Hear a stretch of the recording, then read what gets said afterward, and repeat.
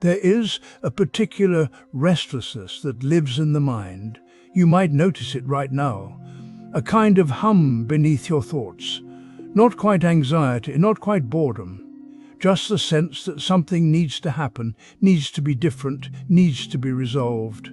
The mind reaches forward into the next moment before this one has finished. It doubles back to what was said an hour ago. It rehearses conversations that may never occur. And beneath all of this movement, there is a tightness, a tension that has become so familiar you might not even name it as discomfort anymore. It is simply how things feel.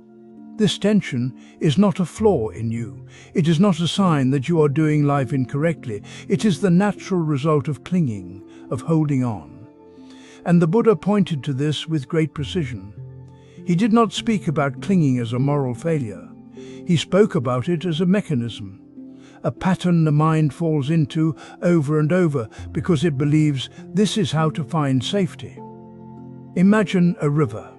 Not a wild river, but one that moves steadily between its banks. The water does not cling to the stones it passes.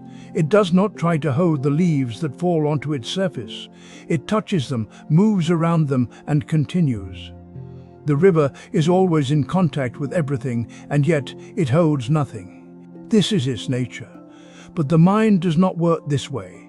The mind grabs. It closes around an experience and says, "This one, I want to keep this one." Or it pushes against what arises and says, "No, not this, anything but this." And in that grabbing, in that pushing, the flow stops. The ease is gone. What remains is effort, strain, the feeling of working against something that will not stay still. You can feel this in the body if you pay attention. Let yourself notice your breath for a moment. You do not need to change it. Just notice where it is. Notice if your chest is open or tight. Notice if your belly is soft or held. Often, when the mind is clinging, the body reflects it. The shoulders lift slightly. The jaw sets. The breath becomes shallow, as if you are bracing for something. This is not imagination. This is the physical signature of holding on. Clinging happens so quickly that you might not catch it forming. A thought arises. I want this. I don't want that. This should be different. That person should understand. The weather should change. My mind should be calmer. And in the space of a single breath, the clinging is already there. The mind has closed around the thought like a fist. And once the fist is closed, everything else becomes harder. Thinking becomes harder. Listening becomes harder. Even resting becomes harder because the mind is busy protecting what it holds. The river does not protect. It does not store up water from yesterday in case tomorrow is dry. It simply moves. And when something enters the river, a branch, a stone, the water does not fight it. It yields. It finds a way around. It continues. This is not passivity. This is responsiveness. The river is completely alive to what is happening, and because it does not cling, it is free to respond. You might notice clinging most clearly in moments of wanting.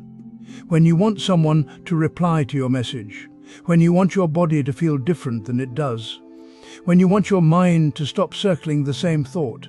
The wanting itself is not the problem. Wanting is natural. It arises. But when the mind clamps down on the wanting, when it insists that peace is only possible if this one thing changes, then clinging has taken root.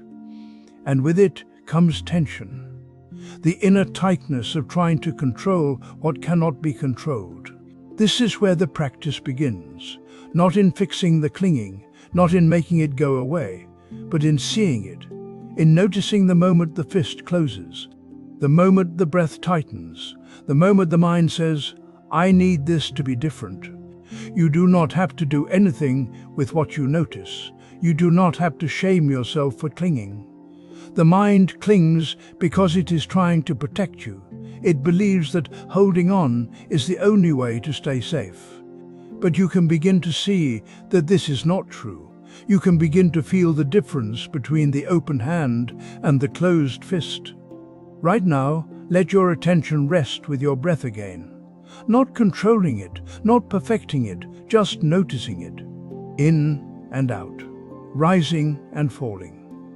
And if your mind has already moved somewhere else, that is fine. Notice that too. Notice where it went. Notice if it is holding on to something, a worry, a plan, a memory.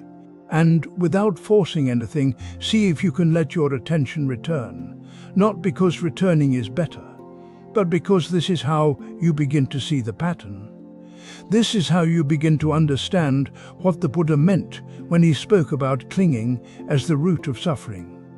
The river keeps moving. It does not stop to wonder if it is doing this correctly. It meets what comes. It touches and releases. And in that release, there is no tension. There is only flow.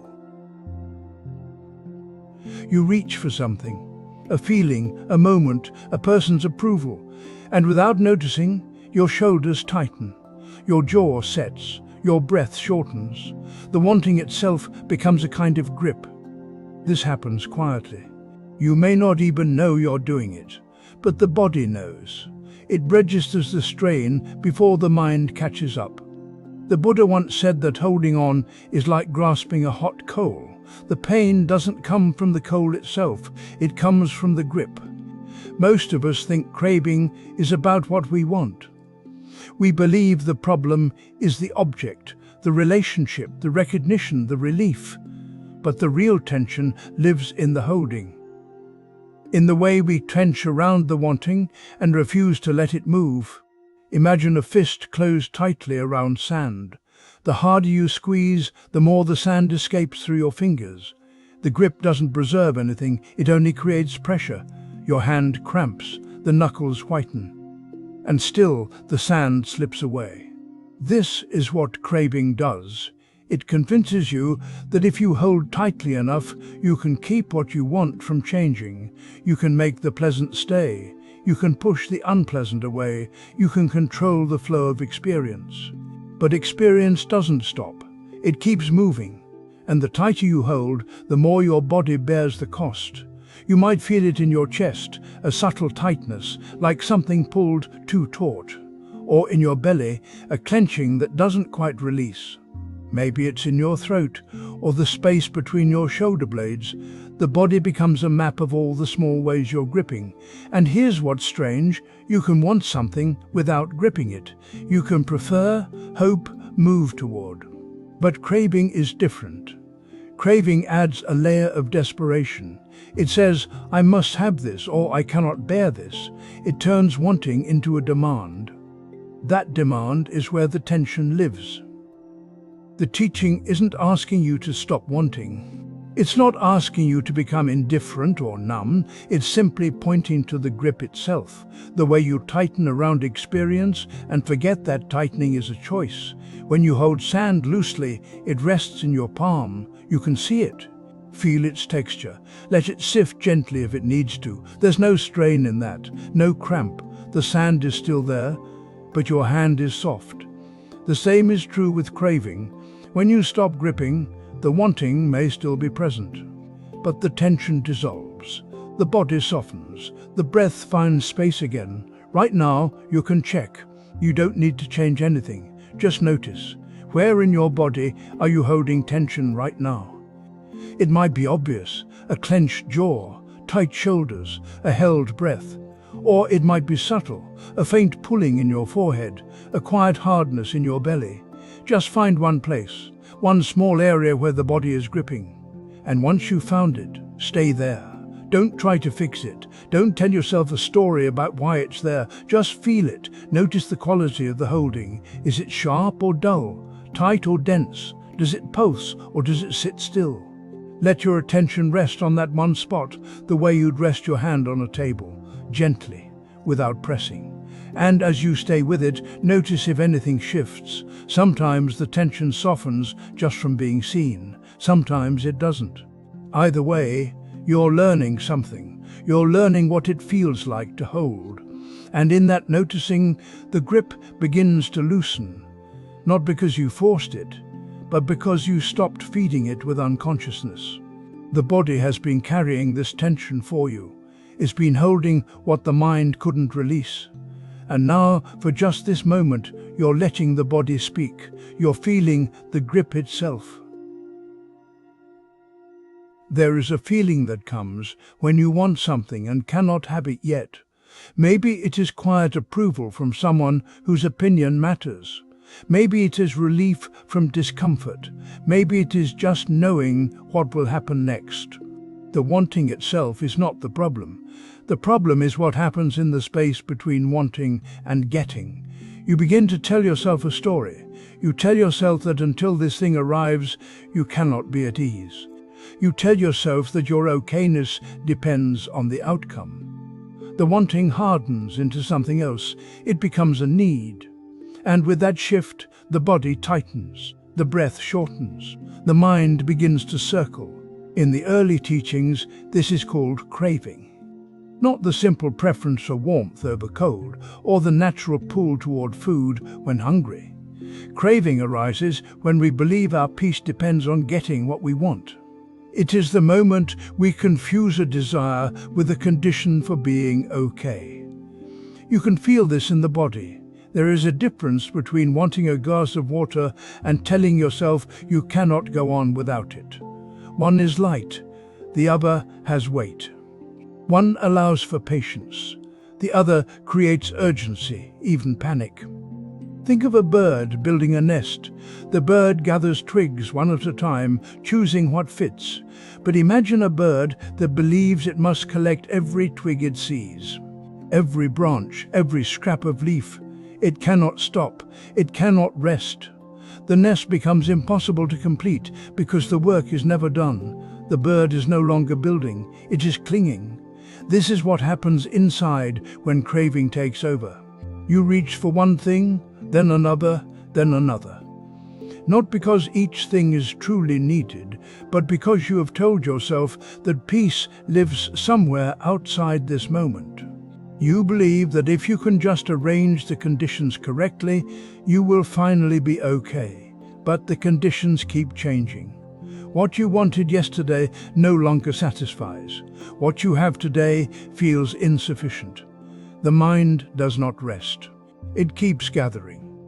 You can begin to notice this, not to judge it, not to push it away, just to see it.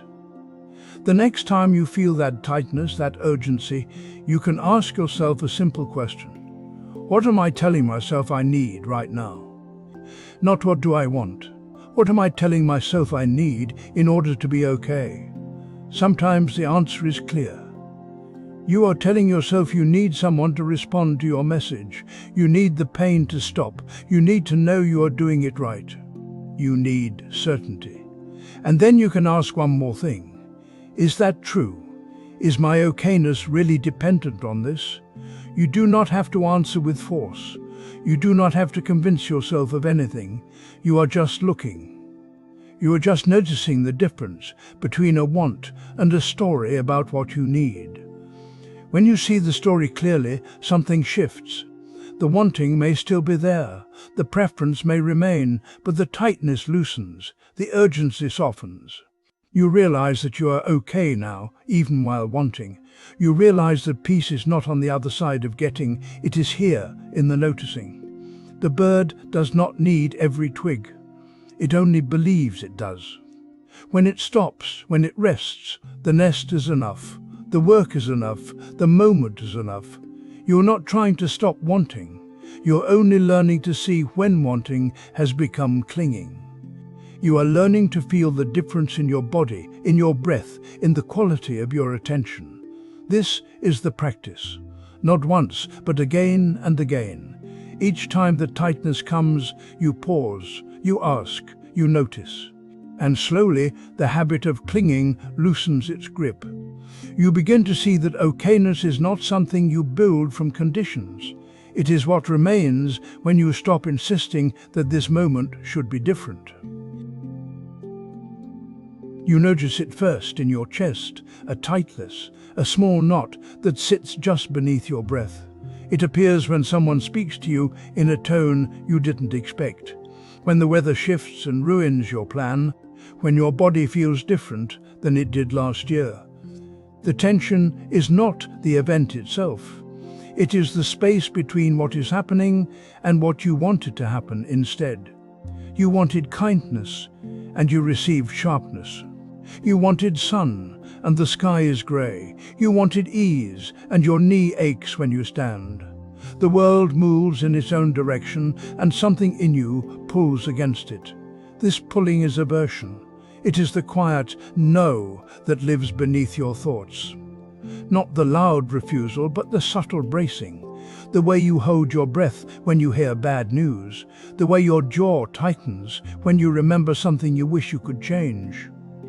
There is an old teaching that says the struggle is not with the world, but with our argument against it. The rain does not create suffering. Your argument with the rain creates suffering. The ache in your body is not the problem. Your insistence that it should not be there is the problem. This is not about accepting harm. It is not about passivity. It is about seeing where the tension actually lives. Imagine water flowing in a stream. It meets a stone. The water does not stop. It does not tense. It does not argue with the stone's presence. It moves around it, over it, through the space that remains open. The stone stays exactly as it is, and the water continues. You are not the stone. You are also not the water. But you can notice what happens when you meet resistance. When you argue with what is, you become rigid. Your breath shortens. Your thoughts loop. You replay the moment, rewrite it, resist it. The argument takes up space in your chest, your throat, your hands. The tension is not the thing itself. It is the clinging to a different version of the thing. Aversion is a form of clinging. You cling to the idea that this should not be. You cling to the memory of how it was before. You cling to the image of how it should unfold next. And in that clinging, you brace. The body knows this. You can feel it. The tightness in your shoulders when you resist a conversation. The heat in your face when you replay an old wound. The shallow breath when you try to push away discomfort. You do not need to fix this. You do not need to force yourself to accept what you do not accept. You only need to notice the argument. To see it clearly. To feel where it lives in your body. And then, if you are willing, you can try something small. Breathe in what is. Not the idea of it, not the story, just the raw fact. The sound in the room, the temperature of the air, the sensation in your body. Breathe in the actual moment exactly as it is. Then breathe out the argument, the should, the wish, the resistance. Let it move through you and out, the way water moves past stone. You do not have to agree with what is happening. You do not have to like it. You are only releasing the tension of fighting it. Breathe in what is. Breathe out the argument. You may notice the tightness softens. Not because the situation changed, but because you stopped adding your weight to it. The rain is still rain. The ache is still an ache. But the clinging loosens, and in that loosening, there is space. Try it now, just once. Breathe in this moment exactly as it is. Breathe out the argument you are carrying. And again, breathe in, breathe out. One more time. Let the breath move. Let the argument go. You reach for your phone and the battery is lower than you left it. You return to a conversation and the warmth has shifted. You look for the thought you had a moment ago and it has already dissolved. Small things, but they leave a faint unease. Something was one way, and now it is not. We spend so much energy trying to keep things as they are. We want the good feeling to last. We want the comfortable arrangement to hold. We want the clarity we had yesterday to still be here today. And when it slips, we tighten. We reach again. We try to reconstruct what was. The Buddha offered a simple image for this. To cling to the changing is to tie yourself to a river and expect to stay dry. You can hold the rope, you can brace yourself. But the water does not stop moving. This is not a flaw in you. It is not a failure of effort. It is the nature of what you are holding. Think of fog in your hands. You close your fingers and it is already gone. You open them and there is only dampness, coolness, the faint memory of shape. You did not lose it through carelessness. Fog does not stay. Most of what we cling to is like this: feelings, thoughts, the mood of a room, the way someone looked at you this morning. These things arise and they pass. They do not ask permission. They do not wait for you to be ready. And still, we grip. We replay the moment. We try to summon the feeling back. We tell ourselves that if we just hold tightly enough, we can make it stay. The body tenses. The breath shortens. The mind circles the same small space, looking for the thing that is already elsewhere. This is where the exhaustion comes from. Not from the changing itself, but from the refusal to let it change. The river pulls, and we pull back. The fog dissolves, and we close our hands again and again. You do not need to believe this. You can simply look. Notice one thing that has already changed today without your permission. Not something large, not something you planned to release, just something that shifted on its own. The light in the room, the temperature of your tea. The tightness in your shoulders that was there an hour ago and is not there now. The thought you were certain of that is already blurred at the edges. It changed. You did not decide it. You did not approve it. It simply moved. And you are still here. This is impermanence. Not as a concept, not as something to accept or overcome, just as a fact. The way water is wet, the way breath moves in and out without asking. When you see it this way, something softens. Not because you have let go, but because there was never anything solid enough to hold. The clinging was always aimed at something already in motion. You do not have to like this. You do not have to feel peaceful about it. You only have to see it clearly.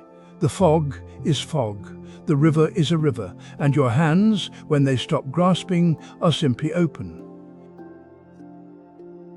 You wake in the morning and notice the light is wrong. Too grey, too flat. You wanted sun. Already something tightens in the chest. The day hasn't even begun, and you are carrying a preference like a stone in your pocket. We do this constantly. We move through the world, deciding what should be here and what should not. This weather, not that one. This tone of voice, not that one. This outcome, not the other. Each preference feels small, reasonable, even necessary. But watch what happens in the body when reality does not comply. There is a teaching in the Mahayana tradition that says the mind that grasps at like and dislike builds its own cage, not a cage made by the world. A cage made by the constant work of sorting, defending, pushing away, pulling close. The bars are made of preference. The lock is the belief that things must be a certain way for you to be at ease. Imagine carrying stones uphill, not because you need them, not because they serve any purpose, but because they are the right color. You have decided that only stones of this particular shade are acceptable, so you gather them, you carry them, your arms ache, your back tightens. But you do not put them down, because you have told yourself that these stones matter, that they define something important, that without them something will be wrong. This is what clinging feels like in the mind. You hold a preference, you defend it, you organize your attention around it, and all the while the body is working, the jaw sets, the breath shortens, the shoulders rise. You are carrying weight that no one asked you to carry. The preference itself is not the problem. You are allowed to like sun more than grey skies.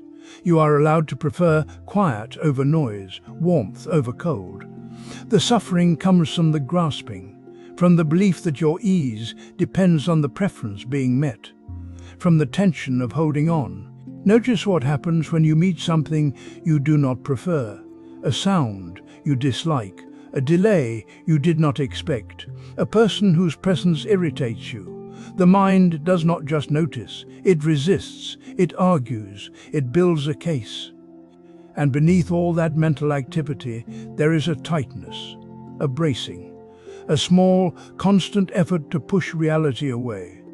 This is the cage, not the thing you dislike, but the pushing, not the thing you prefer, but the clinging. The bars are made of this endless sorting, this endless defense of how things should be. You can feel it right now. Name one preference you are defending. Not a big one, not a moral stance or a life decision, something small. The temperature of the room, the way someone phrased a sentence, the fact that you are tired or not tired enough. The preference is there. And if you pay attention, you will notice the body holding it. The slight tension in the belly, the tightness around the eyes, the breath that does not quite release. This is the weight, this is what it costs to carry the stones uphill. You are working all the time to keep reality at a distance or to pull it closer. And the body knows. The body is always carrying the bill. You do not have to let go of the preference. You do not have to pretend you like what you do not like. But you can notice the holding. You can feel the weight. You can see that the cage is not made by the world. It is made by the grasping. The stones are still in your hands. But now you know you are carrying them. And knowing is the beginning of choice. There is a kind of noise inside us that never quite stops. It is the sound of wanting, not the simple wanting of hunger or thirst, but the restless reaching for what is not here. The mind leans forward, it scans, it compares. It tries to arrange the next moment before this one has finished. This reaching feels urgent, it feels necessary. But when you pause and listen closely, you notice something underneath. A tightness. A tension that lives in the chest, the jaw, the shoulders. The body knows before the mind does. Clinging is not just a thought, it is a contraction. You might feel it right now. The subtle effort of wanting this moment to be different. Wanting to understand faster. Wanting to feel calm already. Even the wish to let go can become another form of holding on. There is a teaching in Zen that points to this. When the mouth closes and the mind rests, clinging has nowhere to land. It is not a command, it is an observation. Clinging needs movement to survive. It needs the next word, the next plan, the next judgment. When the mind rests, even for a breath, the grasping loses its grip. Imagine a still pond. The surface is smooth. The sky reflects perfectly. Trees, clouds, birds passing overhead, everything appears without effort. The pond does not reach for the sky. It does not try to hold the reflection. It simply receives. Then a stone is thrown. Ripples spread outward. The reflection breaks into fragments. The sky is still there, but the pond cannot show it clearly anymore. The ripples are not wrong. They are natural, but they obscure. Clinging is like this. It disturbs the surface.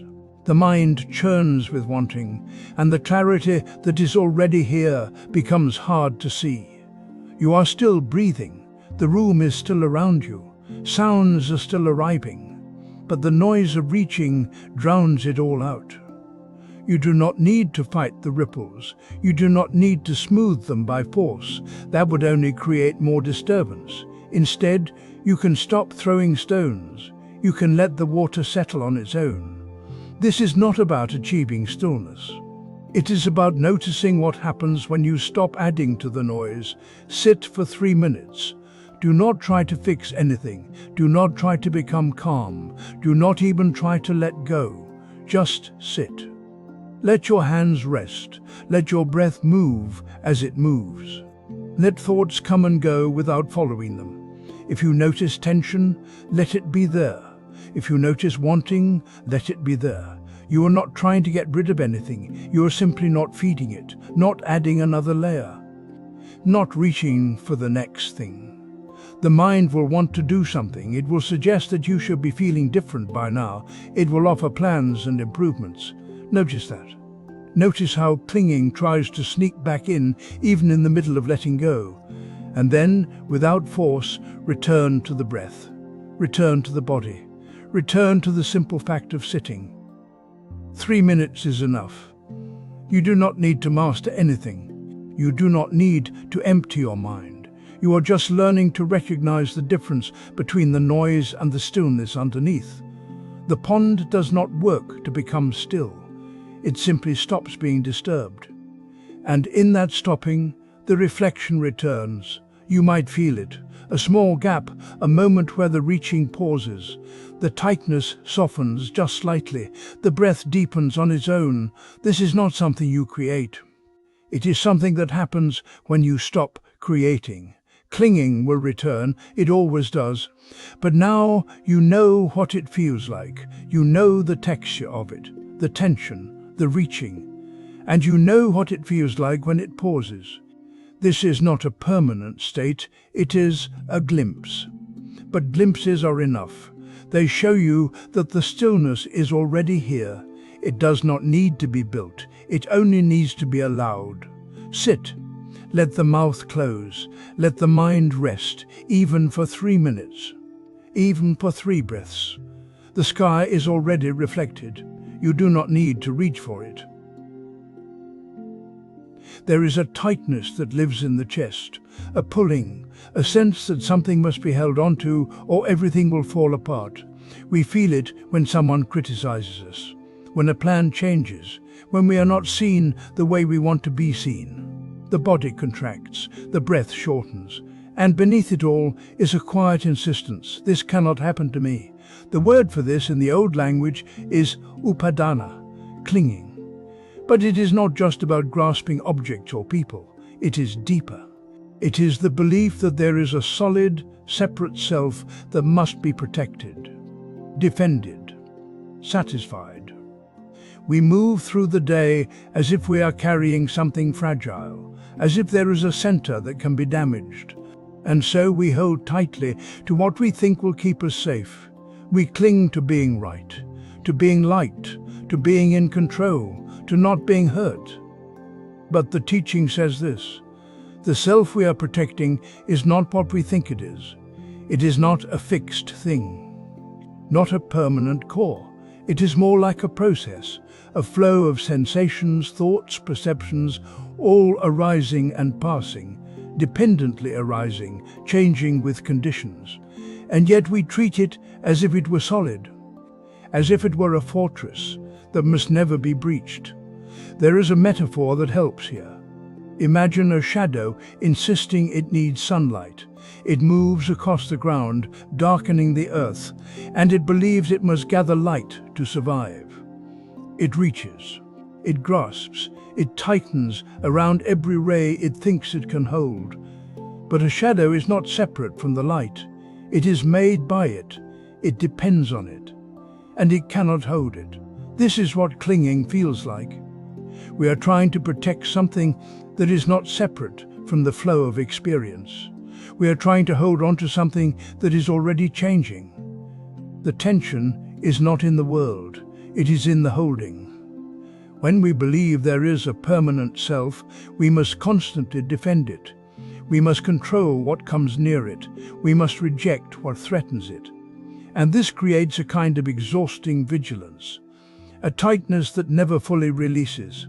But if we look closely, we can begin to see the process. We can notice the moment clinging arises, the moment the body contracts, the moment the thought says, "This must not happen," or "This must be mine." And in that moment, there is a question we can ask, not as a way to solve anything, not as a way to fix ourselves, but as a way to look. Who is the one who wants this? Not as a riddle, not as philosophy, but as a genuine inquiry into experience.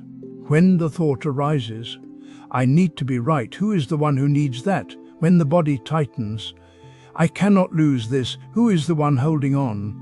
We do not need an answer. We are not looking for a concept. We are looking at the process itself. We are turning attention toward the sense of self that feels so solid, so urgent, so real. And often, when we look, we do not find what we expect. We find sensations. A tightness in the throat, a flutter in the chest.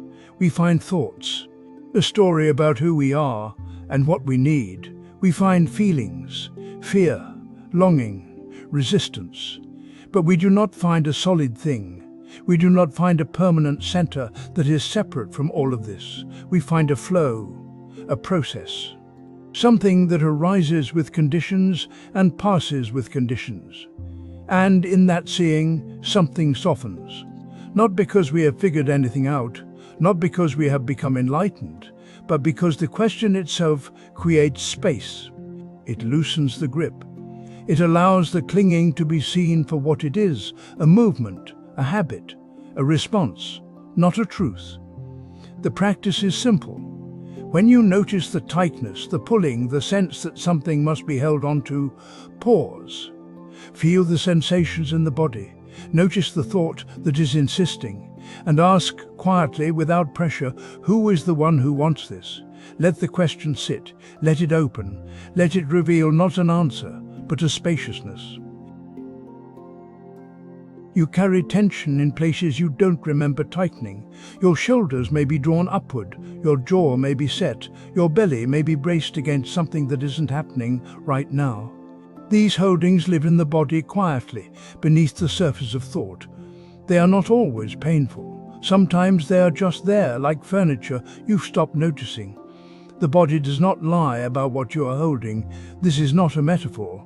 When you grip something in your mind, a worry, a plan, a story about how things should be, the body responds. It tightens, it prepares, it holds its shape around the thing you are trying to keep or push away. The mind may forget what started it. The body remembers. Clinging is not only mental, it is muscular. It is the way your breath shortens when you think about tomorrow. It is the way your chest contracts when you replay a conversation.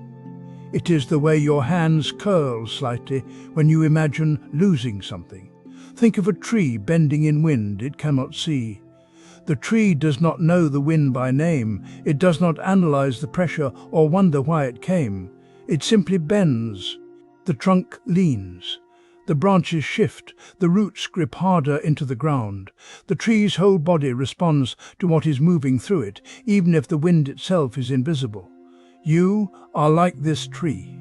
Something moves through you, a thought, a fear, a longing, and your body bends. Your muscles tighten, your breath changes. You may not notice the wind itself, but you can feel the bending, you can feel the bracing. This is where clinging lives. Not in ideas, not in philosophy, in the body's quiet refusal to let go. You could begin to see this. Sit for a moment wherever you are. You don't need to change anything yet, just notice where you are holding. Bring your attention to your shoulders. Are they lifted? Are they drawn forward or back? Don't judge what you find, just notice. Move to your jaw. Is it clenched? Is there tension along the hinge where your teeth meet? Let your awareness rest there without trying to fix it. Drop down to your belly. Is it soft or is it braced? Is there a subtle tightness, as if you are preparing for something to land? Notice your hands. Are they gripping? Are your fingers curled even slightly? These holdings are not mistakes. They are the body's way of responding to clinging. When the mind grips, the body grips with it. When the mind resists, the body hardens. This is not wrong. It is simply what happens. But you can soften.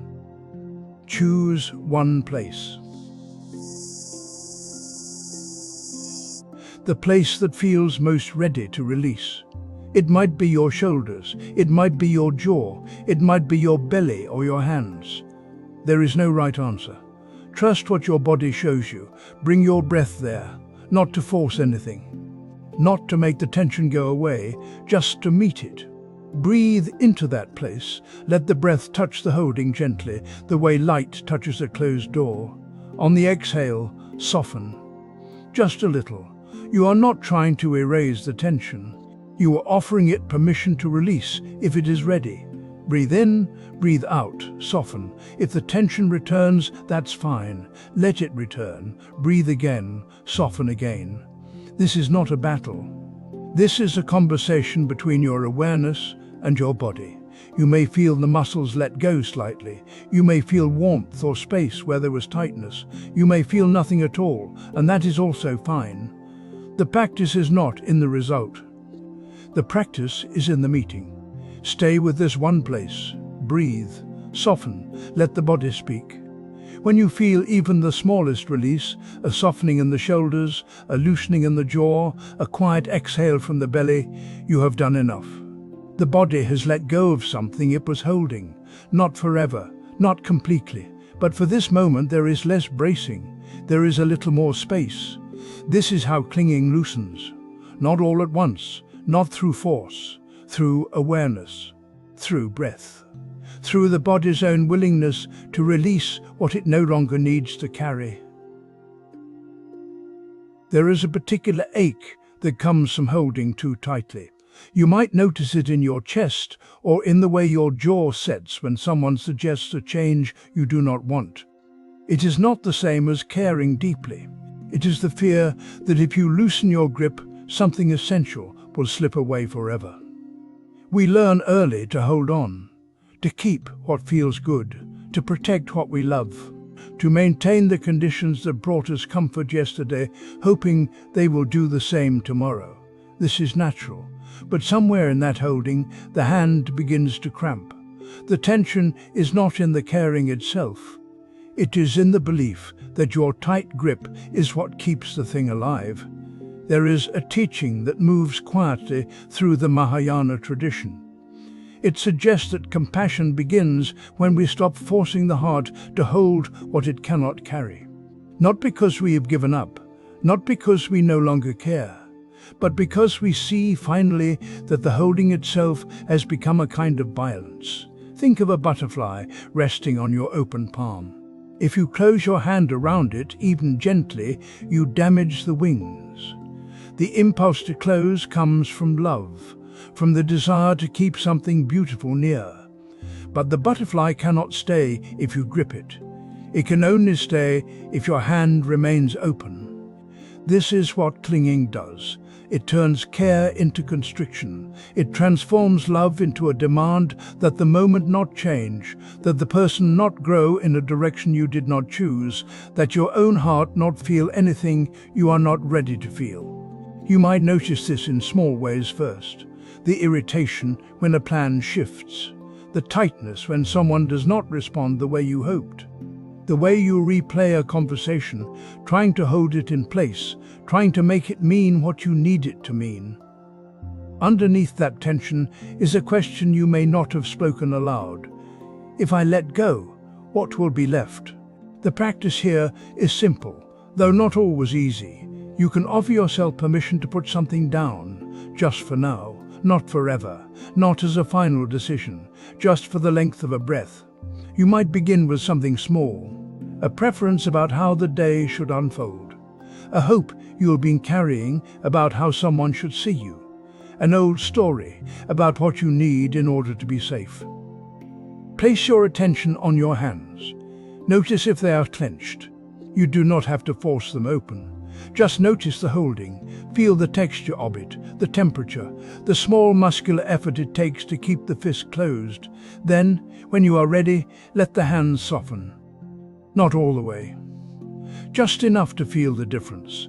This is not about letting go of what you love, it is about releasing the grip that has begun to hurt both you and the thing you are holding. When you open your hand, the butterfly may leave. This is true. But it may also stay resting there by choice rather than by force.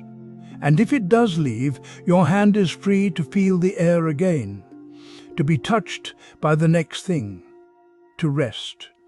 The kindness is not in the outcome. The kindness is in the opening itself. You may notice, as you practice this, that the heart feels lighter when it is not clenched around a demand. That there is a kind of tenderness that becomes possible only when you stop insisting that life conform to your plan. This is not detachment in the cold sense. It is not turning away. It is the discovery that you can care deeply without gripping, that you can love without controlling, that the things you cherish do not need your tight fist to exist. Compassion, in this light, is what remains when the forcing stops. It is the natural warmth of a hand that has learned to stay open. You do not have to do this perfectly. You do not have to release everything at once. You can simply notice in this moment what you are holding. And then, if you are willing, you can let your hand soften just a little. When release begins to feel less like loss and more like kindness, you will know something has shifted. Not because you have achieved anything, but because the heart, finally, has room to breathe. We reach for what feels good and try to keep it near. A warm afternoon, a kind word, the taste of something sweet. The reaching itself is natural. But somewhere in that movement, the hand closes into a fist. We begin to hold rather than receive. And the holding brings a tightness we did not expect. You can feel this in the body. When something pleasant arrives, notice what happens in the chest, the shoulders, the jaw. There is often a subtle bracing, as if you must secure the moment before it slips away.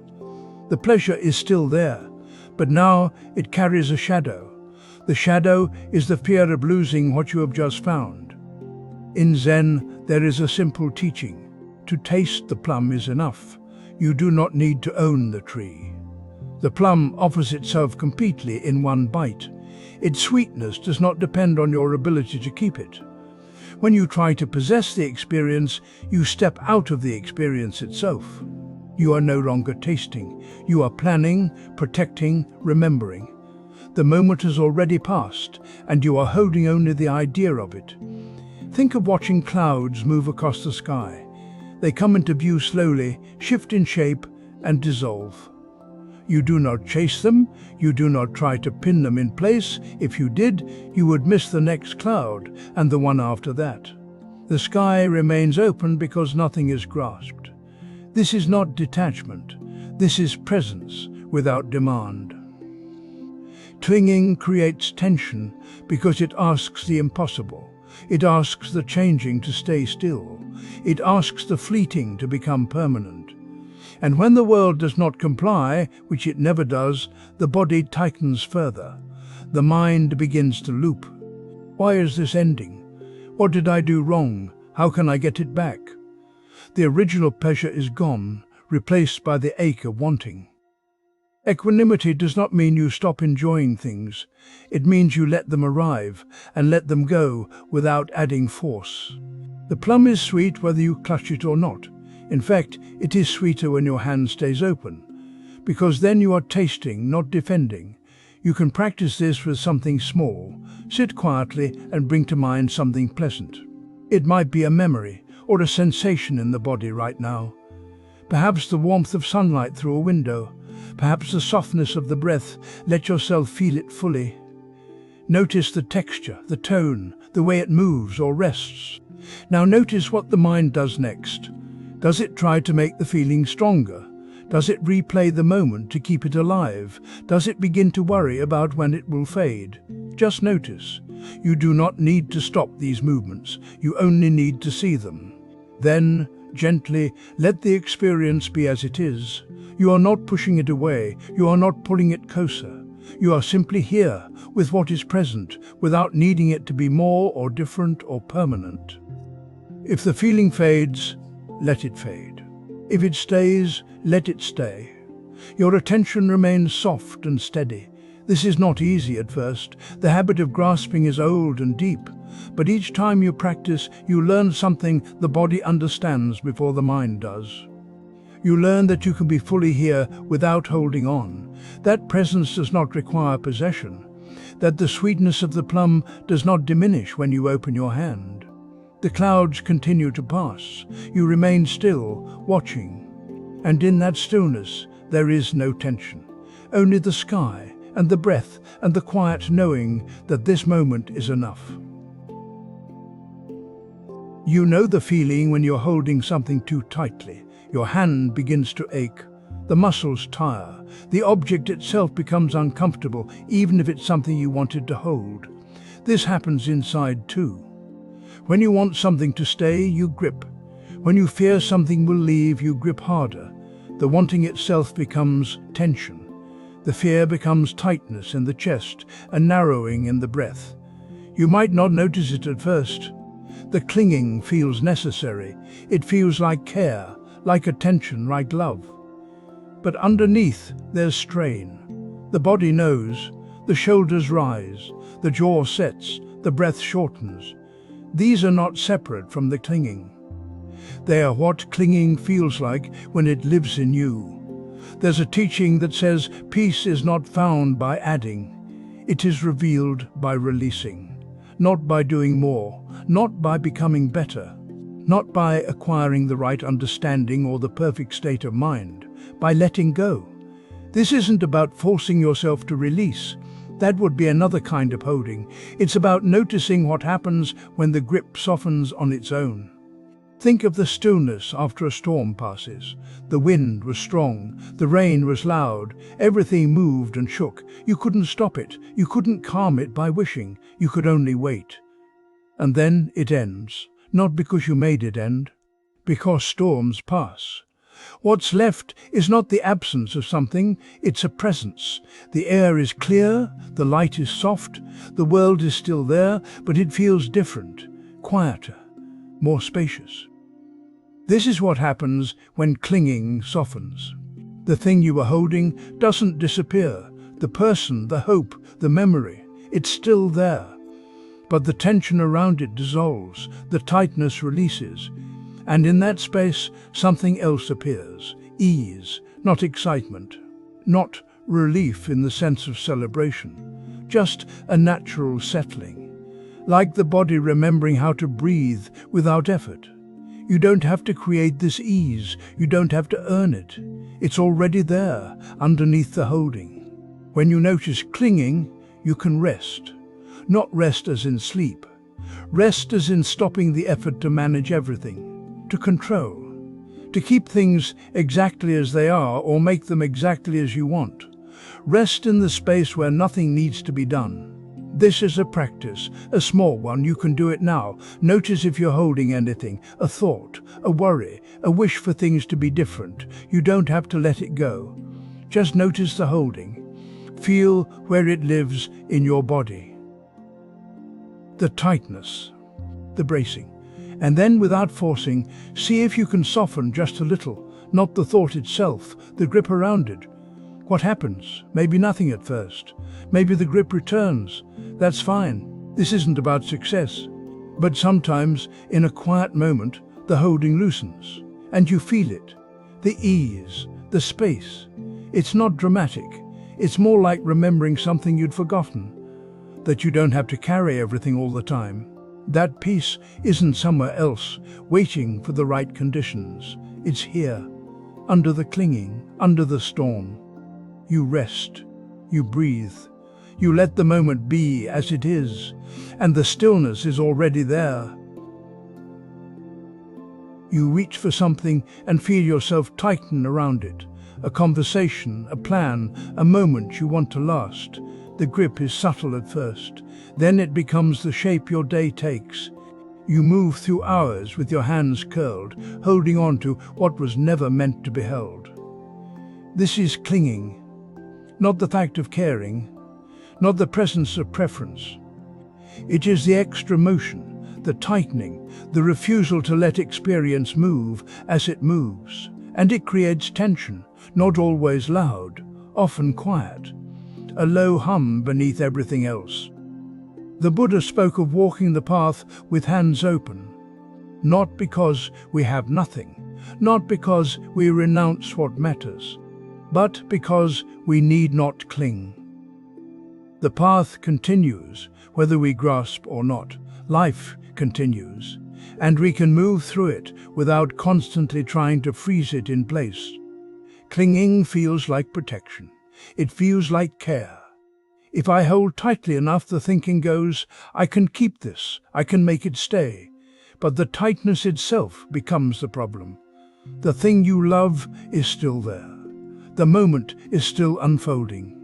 But now there is also the strain of holding, the fear of losing, the exhaustion of resisting change. You can feel this in the body. Notice what happens when you want something to be different than it is. The shoulders may lift, the breath may shallow. There is a pulling inward, a bracing. This is not imagination. This is the physical shape of clinging. Now imagine walking a path.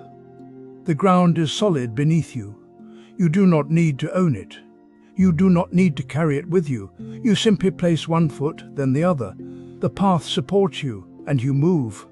When you try to hold the ground, to claim it, to make it yours in some permanent way, you stop walking, you stop moving.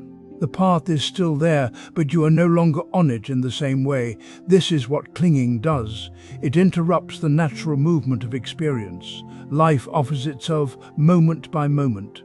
Breath comes, breath goes. Sounds arise, sounds fade. Thoughts appear, thoughts dissolve. When you meet this flow with openness, there is ease. When you meet it with grasping, there is friction. The friction is not always visible. You may not notice it at first, but over time it accumulates. The constant effort to hold, to control, to make things stay or go away wears at you. And the strange truth is that the things you cling to do not become more secure. They become more fragile, because now they carry the weight of your need. Mindfulness lets you see this, not as a judgment, not as a failure, simply as a fact. You notice the moment of tightening. You notice the breath change. You notice the thought that says, this must not end, or this must not happen. And in the noticing, there is a small gap, a moment where you are not yet caught. In that gap, you can soften, not because you have to, not because clinging is wrong, but because you see that it does not help. The hands can open. The breath can deepen. The moment can be what it is. This does not mean you stop caring. It does not mean you become passive. You still act. You still choose. You still love what you love, but you do it with less strain. You walk the path without needing to own the ground. Today, move through one task with the intention of non-clinging. It does not need to be large. Washing a dish, walking to another room, listening to someone speak. Notice when the hands begin to close. Notice when you start to grip the outcome, the feeling, the moment, and see if you can soften, not all at once, just a little. Just enough to feel the difference between holding and being held. The path continues. You do not need to carry it. You only need to walk. When you notice clinging in this moment, right here, you are not discovering a flaw. You are simply seeing what the mind does when it meets something pleasant or unpleasant. The tightening happens, the reaching happens, and now you see it. This seeing is not the end of clinging. It will return, perhaps in 5 minutes, perhaps in the next breath. The mind will grasp again at comfort, at certainty, at the feeling of being right or safe or enough. This is not failure. This is the nature of a mind that has not yet learned to rest. So you return. You notice the tightness. You feel where it lives in the chest or the throat or the belly. You name it quietly, clinging, wanting, holding. And in that naming, something softens. Not always, not completely, but enough to take one breath without the grip. This is the practice, not the dramatic release, not the permanent freedom. Just this small return, again and again, to the direct feeling of what is happening. The tension in wanting things to stay. The tension in wanting things to leave. The quiet ache of preferring this moment to be different than it is. Impermanence is not a threat. It is the condition that allows everything to move. The breath comes in and goes out. The thought arises and fades. The feeling of tightness appears and, when you stop feeding it, dissolves. Nothing you cling to can be held, not because you are weak, but because holding is not the nature of experience. Experience flows, it changes, it moves on. When you meet this truth without fighting it, something tender happens. You see that the things you love will change. The people you care for will change. Your own body and mind will change. And in seeing this, you might feel sadness. That sadness is not wrong. It is the heart recognizing what is true. And within that sadness, if you stay with it, there is also a kind of softness, a willingness to be with what is here, now, without needing it to last forever. This is where clinging loses its edge. Not because you have stopped caring, but because you have stopped demanding that life be other than it is. You can love something and let it be temporary. You can value something and watch it change.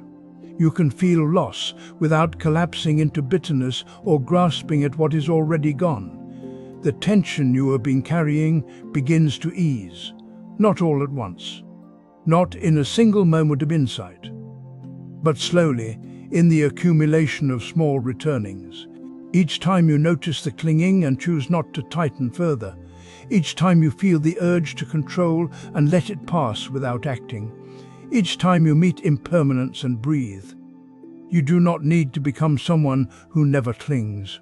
You only need to see it when it happens, to feel it, to know it, and in that knowing to offer yourself a little space, a little kindness, a little room to be human and imperfect and still learning. This practice does not end. It continues in the next moment and the moment after that. It continues in the easy times and the hard times. It continues when you remember and when you forget. And that is enough to keep returning, to keep noticing, to keep meeting your own experience with honesty and gentleness. There is no final arrival, no point at which you will be free of all clinging forever. But there is this breath, this moment of seeing, this small softening, and then another, and another. If you find this way of looking helpful, you might continue. There are other threads to follow, other ways the mind creates suffering, and other ways to meet it with clarity. But there is no urgency, no pressure to move forward or understand more. You can simply sit with what has been offered here, let it settle, let it become part of how you see. Thank you for listening, for bringing your attention to these words and to your own experience, for being willing to look at what is difficult without turning away. This itself is practice. This itself is enough. The quiet remains, the breath continues. And you are here, just as you are, in this changing, tender, impermanent moment.